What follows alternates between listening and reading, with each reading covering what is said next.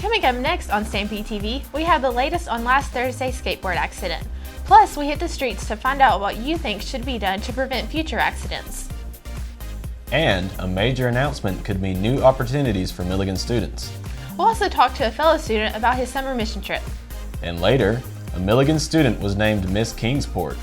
These stories and more are next when Stampede TV starts now.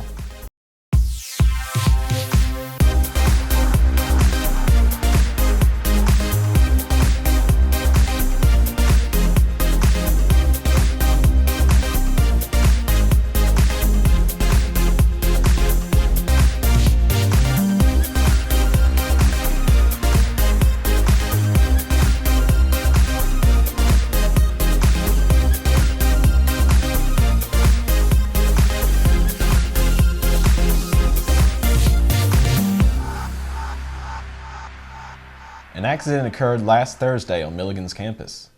Welcome, and thank you for watching Stampede TV. I'm Daniel Peacock. And I'm Rebeka Lane. The accident happened when a longboarder, Chance Simmons, collided with a vehicle on Blowers Boulevard. Simmons was transported to a Johnson City Medical Center where he was treated for his injuries. He has since returned back to campus. When the story hit our Facebook page, many of you shared with us that you had also been hit with a skateboard in the past. You may also remember when Stampede reported last year on a pedestrian that had been hit in the same intersection. With so many collisions having occurred on the Milligan campus, we wanted to know what should be done in the aftermath. Stampede TV's Jacqueline Snyder hit the streets to find out what should be done to combat the problem.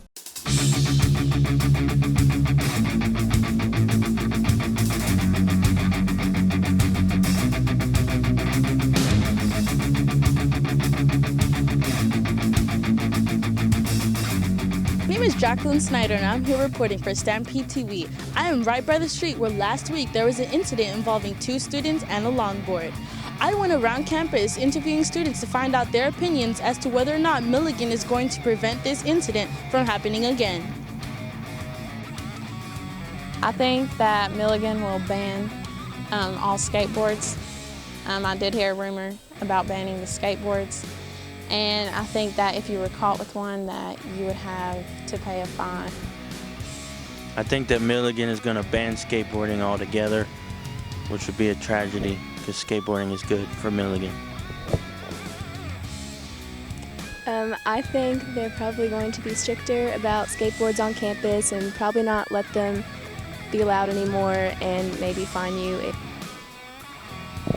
I believe that Milligan will not have anything to do with the wreck that occurred on campus. I believe that more or less it'll be the individual himself, but it was kind of at his own fault, I guess. But I don't believe Milligan will have an impact on the situation that will occur. Now that we've heard Milligan students and their opinions on this situation, what will the Milligan faculty do to fix this problem? This is Jacqueline Snyder reporting for Stampede TV. It'll be interesting to find out what happens. Definitely. A major announcement came over the summer involving Milligan College and the nearby Emmanuel Christian Seminary. Effective at midnight last night, Emmanuel officially became part of Milligan College. The 2 schools have been taking steps toward becoming one institution since 2012. At that time, Emmanuel had been experiencing financial problems. Milligan President Bill Greer made the announcement at a press conference before a large crowd that included faculty and staff from both schools and members of the community. Milligan has retained Emmanuel's teaching faculty, while some staff members have received new positions at Milligan College. Greer said students can expect positive results from the integration. To Milligan students, I would say that I hope you think this is an exciting event for Milligan. It's going to create certainly some new opportunities for our Bible and ministry majors to more seamlessly come over to seminary programs here at Emmanuel. It's going to be an exciting couple of years as we ramp up the engineering program. And speaking of the engineering program, the integration with Emmanuel has provided more opportunities for those students as well. Stampede TV's Jacob Smith joins us for more details. Jacob? Thanks, Rebeka. Over the summer, the labs in the science building, as well as the basement at Emmanuel Christian Seminary, were renovated to better accommodate the students and faculty at Milligan College. I sat down with somebody who worked on the project to learn more about it. My name is Brent Nipper. I'm Director of Property and Risk Management here at Milligan. Brent told me a little bit about his role in the project. I served as the college's liaison to the general contractor and the architect who worked on both of these projects. The work at the science building was done to make some improvements and slight expansion of our facilities for our science program, which we anticipate will have more students in the core science classes in preparation for the engineering program. Mainly it was just improvements to some aging facilities, replaced the flooring, improved lighting was a big plus we had. Were able to improve lighting quite a bit. Refinished some lab tables, some new fixtures for lab tables. The gross anatomy lab was expanded. All of these changes can be seen in the science labs this semester. Meanwhile, across the street at Emmanuel Christian Seminary, a team is still working on building a new engineering lab in what used to be the auditorium. Still in progress. We've completed the demolition of the previous auditorium space. They've started putting some walls up for the future laboratory space, and they're also working on the installation of an elevator. We're going to have an elevator that will serve the entire building, but specifically tied to this project, allow for access to the basement level, easier access to the basement level for the engineering labs. And that's in progress as well. The renovations at Emmanuel are scheduled to be finished early next year, so students will be able to benefit from the changes soon. This is a really good integration. I feel very excited for the folks at Emmanuel. Yeah, I'm excited to see it come. Last Wednesday night, a water supply line on the 3rd floor of the Little Heartland admissions office busted and flooded the entire building. Unfortunately, Little Heartland was constructed on a small hill, which means the basement level of the admissions office was completely submerged underwater during the accident. All technology, including phones and computers, were damaged during the flood and will need to be replaced. The admissions team was determined and pressed on, having to relocate themselves and their work to a few different spots, including the lower level of the library. The renovation of the admissions office will all be finished soon, and all staffs will be back in their offices promptly. Coming up after the break on Stampede TV, Milligan says farewell to one of its staff members.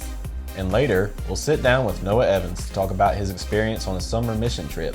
Stay tuned, there is more Stampede TV after this. Can't find something to listen to on the radio? Well, check out 90.5 WUMC Milligan College Radio. With student-produced shows airing each night, there is something for everyone. The best mix of music along with talk shows about everything Milligan. For a complete list of show times or to listen live, visit us online at milliganradio.com. We're your radio station, 90.5 WUMC. Big changes came over the summer in the way you access your Milligan courses online. Stampede TV's Becca Guthrie has more. You may or may not know that Milligan switched their course learning management system from Angel to Canvas this semester. I talked to a few students to see what their reaction is to this switch. I used Angel last year and now I'm using Canvas. Personally, I prefer Angel at this point because I'm not used to Canvas. But once I get used to Canvas, I feel like I like it better. It's pretty great. You can check your grades and do your assignments and stuff on there all at the same time. I like Canvas because you get automatic feedback from your teachers, and when you get grades, you get notified of that, and that's pretty cool. It makes talking to your teachers a lot easier, and you just get quick feedback from them. The Instructional Technology Department has several student trainers to help you navigate the new system. We're student trainers. What that means is that we stay around campus during let's say busy hours, and we give people advice on how to use Canvas better.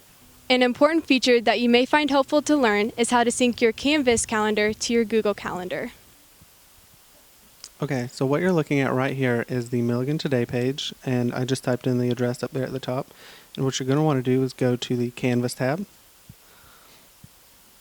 And after that, you will be logged into the Canvas. You may be prompted to enter your username and password, and if doing so, after that, you will be directed to this homepage. Now, what I'm going to be showing you today is how to link your Canvas calendar to your Gmail calendar. This is done by going to the Calendar tab up at the top left, and then scrolling all the way over to the right where it says Calendar Feed. Now, it's going to give you an address, and you're just going to copy that. And then you're going to go over to your Gmail calendar, which is done by going to google.com and then signing in through your normal Gmail account and then finding the Google Calendar. And then go to Other Calendars on the left side. and then hit the drop down arrow, and then you're going to click on add by URL, and then you are just going to paste that and hit add calendar. And what you're seeing right now is the end result of adding your Canvas calendar to your Gmail calendar. I hope you find that tip helpful, but if you need more assistance, you can find tutorials within the Canvas site or connect with the student trainers. To get in contact with us, just come see us at our hours. I'm in the library 9:45 to 10:45 on Tuesday and 10 to 11 on Thursday. I'm also in the library. I'm on Wednesdays from 2:30 to 3:30, and then today, Thursday, from 1 to 2. This has been Becca Guthrie reporting for Stampede TV. You can also access all your assignments on the Canvas app, available for download on all iPhone and Android devices. Campus Conversations brought a new face to Milligan on Tuesday. Students, staff, and community members gathered in the Gregory Center to hear the story of Karat and Kwadwani. She shared some of her life experiences, but in a way like no other. Instead of standing on stage sharing something she wrote up previously, she scripted her own playwright and gave a performance that the Milligan community gathered together to share. Karat said she enjoyed sharing her life at Milligan, hoping she has made a difference in the lives of the students.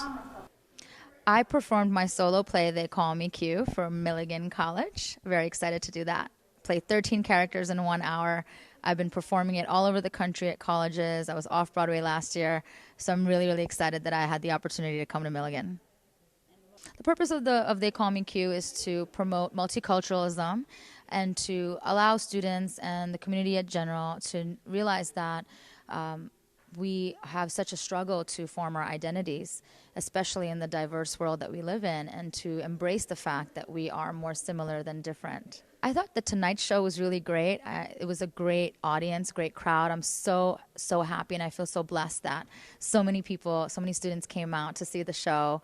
I think that I hope that everybody enjoyed it. I got a really nice round of applause, and the question and answer period went really well as well. And I hope that I was able to, promote some change and let students know that their voice is important. Milligan said goodbye to a staff member last Friday. Tommy Parker has been Milligan's web developer and designer since 2012. Parker left to pursue a mission opportunity through the organization Mission Year. Mission Year is a 1-year-long urban ministry program. Parker will join a group of about 5 other people in Houston. They will each have a job at a service site in their community. Parker told us he is passionate about the urban ministry and especially the impoverished. Parker is not sure what will be next for him after Mission Year. Among the options is the possibility of working at a service site long term or going to seminary. I've experienced just, a big ball of emotions, from heart-racing excitement to stomach-churning anxiety. It's a big step. It's a big process, and leaving this community that I love was not an easy decision to make. But I'm excited about what's going to happen in Houston. We have some information that may affect you smartphone users out there. Apple has recalled some iPhone 6 Plus devices due to a defect that can result in blurry photos. Affected devices were sold between September of 2014 and January of 2015. Apple will replace the camera in affected phones for free. They have set up a page on their website with more details. A defective magnetic strip on some of Milligan students' ID cards caused a massive line in the First Chapel last Thursday. When the cards were produced, the machine that encodes the cards was not communicating with the computer properly, resulting in the problem. Affected cards were printed on or after April of this year. Students with defective cards were unable to scan into Chapel, enter the Wellness Center, or use their card as a key card.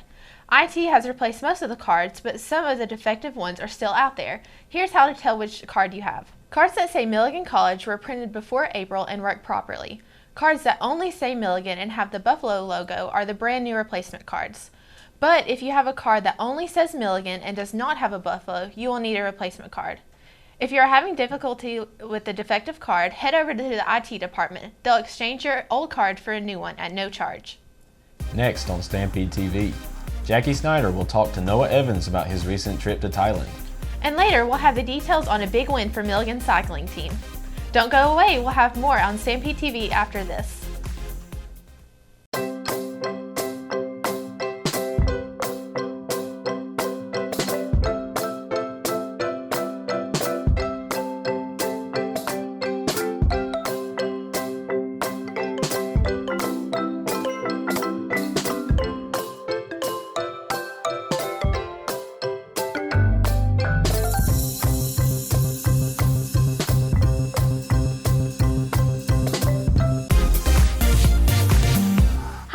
Jacqueline Snyder, and I'm here with the Have You Heard segment. And here we have Noah Evans, who spent his summer in Thailand. So tell us a little bit about your summer.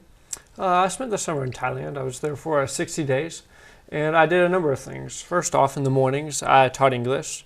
Then at nights and in the afternoons, we visited different orphan homes. And on the weekends, we went to different churches and villages, and I actually had the opportunity to speak a couple of times.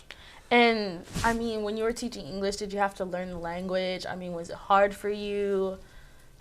It wasn't that difficult. I taught 8 different classes for 12 hours a week, all different age groups. But every time that I came in to teach English, they had already had some English foundation laid, so I just picked up where a previous missionary had left off. And so you must have incorporated the Bible within this, within your teachings. How did you do it? Was it hard? It wasn't that difficult. I opened every class period with a prayer. And then we looked at different Bible verses, like, for instance, John 3:16, and things that they would already be familiar with. And we looked at the vocabulary in English and explained and looked at the sentence structure, so that not only are they learning about the vocabulary, but they can also see how God's Word is revealed in maybe a new light. So these relationships, you bonded with these people. I mean, you're going to miss them, right? I mean, what was it like, Was it hard? You're from a different country. Yeah, it was pretty difficult to be over there. We had rice for breakfast, lunch, and dinner, so that was kind of something new to get used to. But the Christian community over there is so strong. It was just wonderful to be among people that actually live out their faith. So tell me a personal story, something that hit hard for you, hit home. Well, one of my students, he was a fifth grade boy. His name's Talit, and he won a local spelling bee, an English spelling bee. And he won what's comparable to about $200 U.S. money. And he's a fifth grader, so I figured he was going to buy like a soccer ball or a video game or something. And I asked him what he was going to do with the money, and he told me that he was going to buy shoes. And that just really impacted me, that a fifth grader would want to buy shoes. But the thing is, he wasn't sad about it, but he was happy. Mm-hmm. And he was happy to realize that now he had money to actually have shoes. And it was just a completely different change in thought from over here to over there. And a lot of times I think Americans take stuff for granted that the rest of the world just doesn't always have. Yeah. Well, thank you, Noah Evans, for being here with us. If you would like more information on a missions trip, you can talk to Brad Wallace or Zoe Brennan about it. And we will go back to Stampede TV after this short break.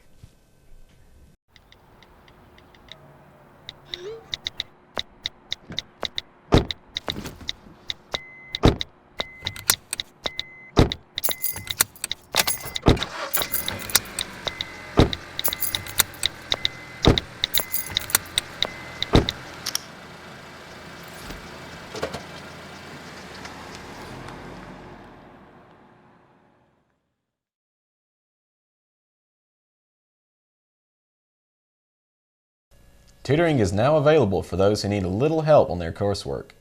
Tutoring is available for most subjects, from humanities to Bible to comp and more. Tutoring is also available in the Science Building for science courses.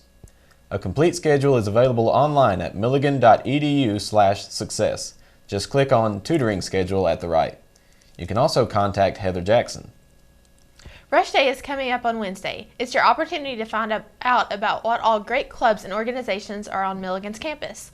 From 9 until noon, many groups from around campus will have tables set up in the commons in front of Derthig, where you can get all your information about each group. The first 300 people will receive a free Chick-fil-A chicken biscuit. That is enough in itself reason to go. Twerp is coming up September 14th through the 18th. It's a week of events where the girls ask us guys out on a date. The Campus Activities Board has yet to announce specifics on this week's activities, but rest assured we'll have the latest information on milliganstampede.com when it becomes available. Now on to community events. Elizabethton will be holding a grand opening celebration for the recently completed extension of the Tweetsie Trail. The Tweetsie Trail is a former railroad that has been converted into a walking and bicycling trail that runs from Johnson City to Elizabethton. The celebration begins with a ribbon-cutting ceremony on Friday. Saturday is packed full of events, including a treasure walk and bike ride where the participants can collect tokens and enter for door prizes. The day concludes with a family celebration at Elizabethton High School at 6 p.m. and fireworks at 9 p.m. More information is available online at elizabethton.org. Hands-On Museum in Johnson City has extended its exhibit entitled Our Body, The Universe Within through November 1st. The exhibit has proved popular with patrons of the museum. It features actual human body parts and allows visitors to learn more about how the body works firsthand. Admission to the museum is $8 plus $15 for the Our Body exhibit. Complete details can be found at handsonmuseum.org. Stay tuned, Stampede Sports is next. I remember the moment clearly. I'll never forget that moment. As long as I live. I realized at that moment, when we first saw the damage, these people really needed us. And I was going to make a difference, right here in my community. Together with local responders, we cleared trees and collapsed walls. We had to get to the family trapped beneath. As a citizen soldier, I made a difference. Be there for your community at NationalGuard.com. A lot of sporting events occurred this week at Milligan. The StampedeTV team has compiled a highlight reel from this week in sports.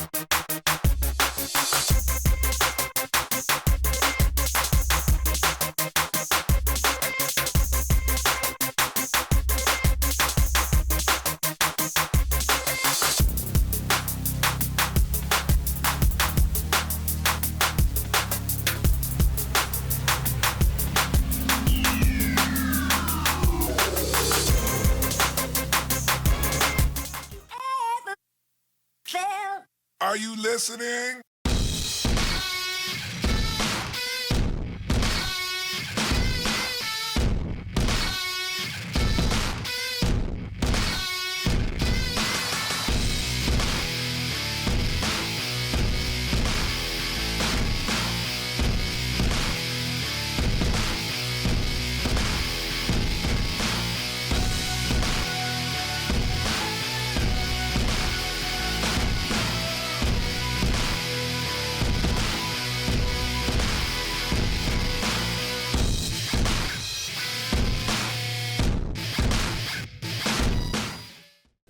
And now on to the scores from this week's games.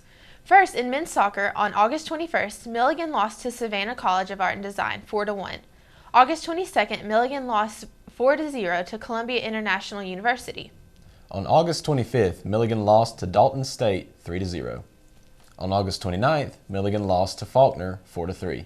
Now on to women's soccer. Milligan lost to the University of Rio Grande 2-1 on August 29th. August 30th, they also lost 2-1 to the West Virginia Institute of Technology. In women's volleyball, Milligan won over Purdue University Calumet 3-0 on August 28th. They also won over Shawnee State 3-1.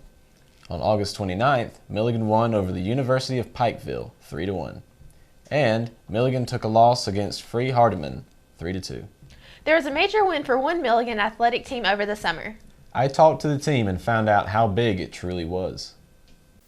This past summer, Milligan's cycling team made school history when they battled their way to the USA Cycling National Championship in Asheville, North Carolina. They earned first place in the road race category there. The cycling team earned a total of 474 points in the 2014-2015 season, scoring higher than 38 other competing schools. This incredible feat not only makes the team the first to win a national championship in cycling, it makes them the first national champions in Milligan history.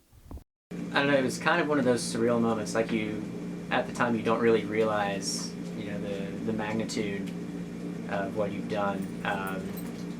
And for us to get there too, it was definitely a team effort, and it was something we had all been working forward to. Earlier in the 2014-2015 season, the Buffs had come extremely close to winning 2 other national championships, but fell short, placing second in both races.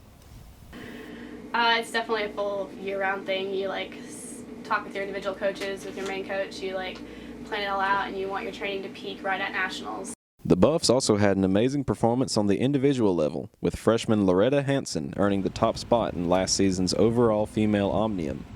It came down to me and Loretta in the final group, and we had a plan, and I was on her wheel, and she took off sprinting, and I blocked the best I could, and we both lunged for the line, and she got second, I got sixth, and so it helped add the total points to the team omnium, which helped pull us through for the win. Also, sophomore Nolan Tankersley was runner-up in the men's omnium.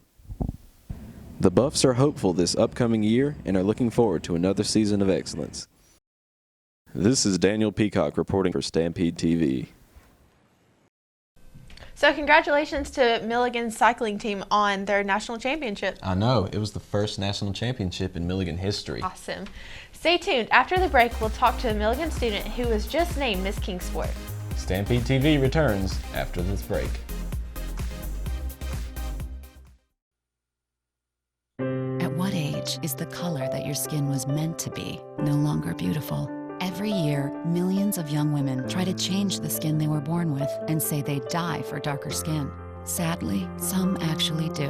Melanoma is the second most common cancer in teens and young adults, and one person dies from melanoma every hour. Change your thinking, not your skin. Stop tanning. Learn more at spotskincancer.org. A message from the American Academy of Dermatology. Stampede TV recently discovered that one of our very own Milligan students won Miss Kingsport. We sat down with her to find out what her thoughts were about being Miss Kingsport.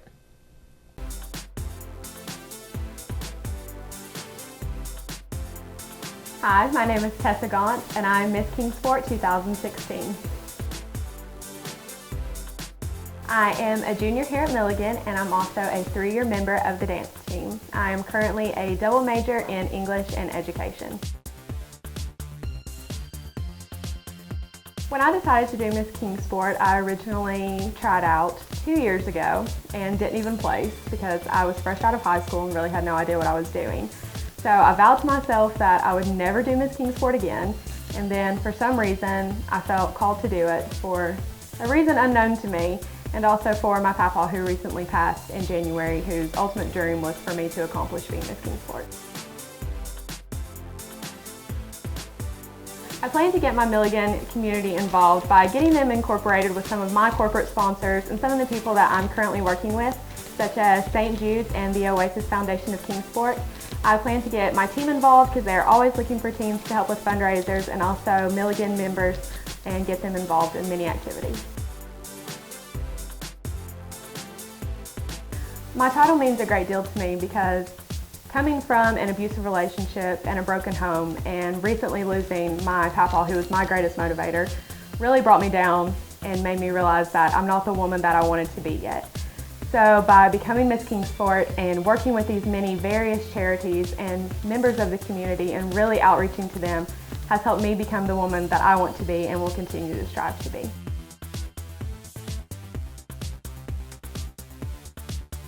My plans for Miss Kingsport throughout this year is to really get involved with as many charities and foundations as I can. I have recently completed Fun Fest. I'm getting ready to go talking to schools about my platform, which is Got Swag, developing women of strength, wisdom, and grace, and really promoting the idea of being an independent and strong woman to all of the women of Kingsport. Great job on that package, Haley, and congratulations to Tessa Gaunt. You make us so proud. I know. It's amazing what kind of celebrities you have just hanging around here at Milligan. And that is all the time we have for this edition of Stampede TV. For the latest news information, visit our website at milliganstampede.com. You can also follow us on Facebook, Twitter, and now on Instagram. Be sure to use that hashtag #HeardThat. Thanks so much for watching. I'm Rebeka Lane. And I'm Daniel Peacock. Have a great rest of your day, and be sure to tune in again next time.